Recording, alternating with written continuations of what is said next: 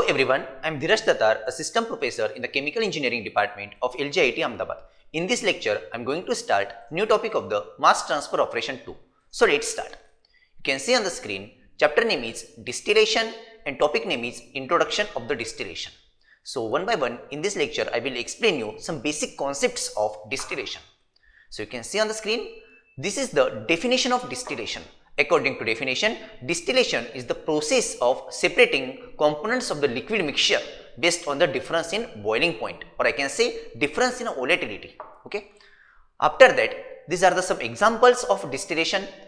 Chemical examples of distillation include the purification of the alcohol. After that, desalination means removal of the salt from the crude oil. That is nothing but desalination of the crude oil. After that, crude oil refining means we are purifying our crude oil and we are getting different products from the crude oil. For example, petrol, diesel, or I can say LPG gas, like this. I will explain you all these products in coming lectures. After that, you can see on the screen, this is the figure for a distillation column. This figure is different than the simple distillation column. This is nothing but fractional distillation. In fractional distillation, we are getting more than 2 products from the single distillation column. And for this distillation column, feed is nothing but crude oil. Crude oil is nothing but rock oil. Okay, it contains large amount of the hydrocarbons. Hydrocarbon means it contains alkane, alkene, alkynes, like this. Okay, so you can see on the screen, this is the figure for fractional distillation, where we are getting from the top section gaseous. After that, following the petrol. After that, we are getting naphtha, kerosene, diesel, and after that we are getting bitumen. What is the meaning of this? Means whatever the volatile components which we are getting from the top section, means those having the lower boiling point as compared to the bottom section products. Means here gaseous components, that is nothing but LPG, liquefied petroleum gas, that consists of the propane and butane, or I can say C3 and C4 compounds, that having the lower boiling point as compared to the petrol, naphtha, kerosene, diesel, and after that bitumen. So in this way, we can get different products from the single distillation column, that is nothing but fractional distillation column. You see, there is a bottom section, that is nothing but steeping section, where we are getting higher boiling point compounds. Those are nothing but kerosene and diesel. Okay, so from this figure, I can say clearly that kerosene and diesel having the larger boiling point as compared to the petrol. Okay, now you can see on the screen, this is the boiling point definition. So according to definition of the boiling point, it is defined as the particular temperature at which the vapor pressure of the liquid is equal to the atmospheric pressure. Means this is nothing but it is the point in the distillation column, or I can say it is nothing but temperature at which vapor pressure of the liquid is equal to the atmospheric pressure. This is the definition of boiling point. After that, now we will see definition of the vapor pressure. Okay, all these terms are important in distillation topic. Okay, so you can see on the screen, this is the definition of vapor pressure, the pressure exerted by vapors of liquid on the surface of the liquid when equilibrium is established between the liquid and its vapor is called vapor pressure of that liquid. Means whenever I am heating the liquid, specific liquid in a container, okay, after that it is generating the vapors, and the pressure exerted by those vapor is equal to the liquid, or I can say that is nothing but that is equal to the pressure exerted by the vapors of the liquid on the surface of that liquid, but when equilibrium is established between the liquid and its vapor. At this condition, I can say the pressure is nothing but vapor pressure of that liquid. So this definition is very important for your exam point as well. 3-mark question can be asked in your final examination based on the vapor pressure. Means just define vapor pressure. Now what is the difference between vapor pressure and atmospheric pressure, like this. After that, question may be like this, that also define the boiling point of particular substance. Okay, that means you should know the definition of boiling point and vapor pressure, like this. After that, now we will see next important term involved in a distillation column, that is nothing but relative volatility. So you can see on the screen, relative volatility is nothing but it gives the difference between the volatilities of different components. Means it gives separation, means ease of the separation of the various components present in the distillation column. So according to definition of the relative volatility, you can see on the screen, relative volatility is a measure of the difference in volatility between 2 components and hence their boiling point.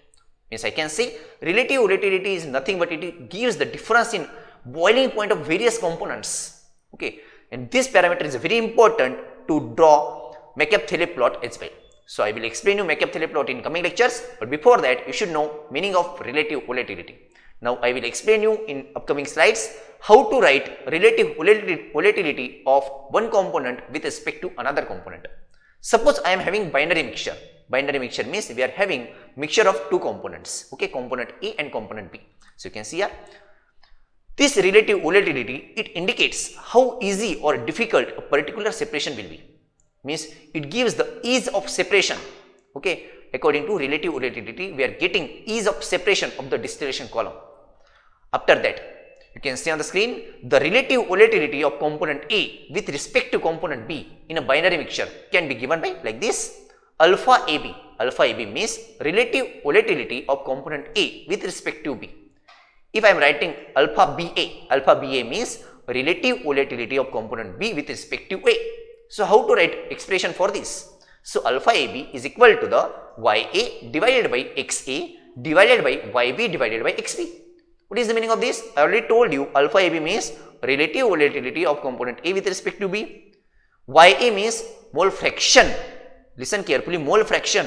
Whenever there is the Y and X, this represents mole fraction.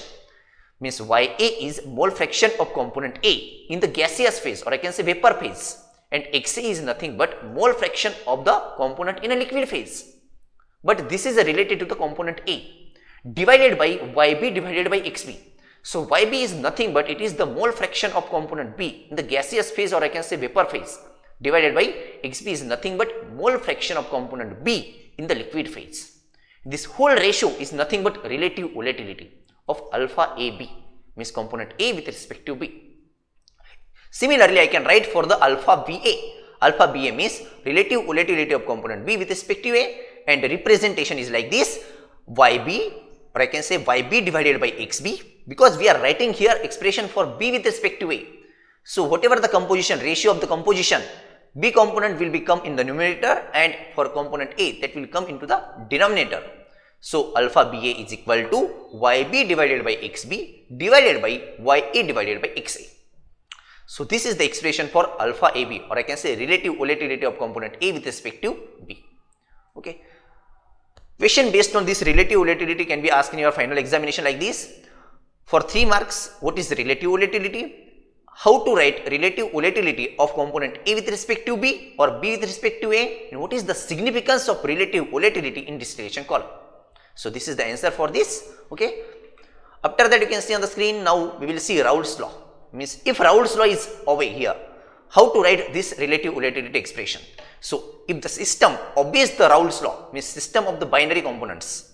Binary components means mixture having two components only. If that binary system obeys the Raoult's law, the relative volatility can be expressed as, you can see on the screen, PA divided by XA divided by PB divided by XB. What is the meaning of PA and PB? Here PA and PB is nothing but partial pressure of component A, that is PA, partial pressure of component B, that is PB. So this term is involved when we are dealing with Raoult's law. In general, we are writing just YA divided by XA and YB divided by XB. But when we are dealing with Raoult's law, we are writing PA divided by XA and PB divided by XB. Okay, so this is the expression in terms of the Raoult's law. After that, you can see where PA, I already told you, PA is partial pressure of component A.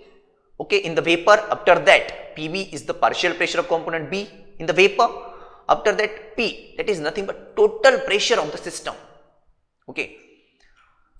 Now you can see on the screen, next point is, thus if the relative volatility between two components is equal to 1, separation is not possible by the distillation. Means whenever the relative volatility of between the two components is equal to 1, alpha is equal to 1, at that time separation is not possible by using distillation. Okay, so this is the concept of relative volatility. Okay, now we will see next topic in the coming slides. What it means relative volatility must be above 1, means the larger the value of alpha 1, okay, alpha above the 1, the greater the degree of the separability. Means alpha is equal to 1, separation is not possible, alpha should be more than 1, okay, higher than 1. At that time separation is more easier. Okay, either easier the separation, means to get the easier separation, alpha should be greater than 1. So what we have seen in this lecture? We have seen the definition of the distillation, that is nothing but separation of the liquid mixture. We are separating here liquid mixture. There are different separation techniques available in mass transfer, but to separate liquid mixture, most preferable separation method is nothing but distillation. Okay, after that we have seen the example of the distillation. Those are nothing but purification of the alcohol, or I can say desalination or crude oil refining. After that I have explained you related to the fractional distillation, where fractional distillation means we are getting more than two components from the single distillation column. We have seen this topic as well in this lecture.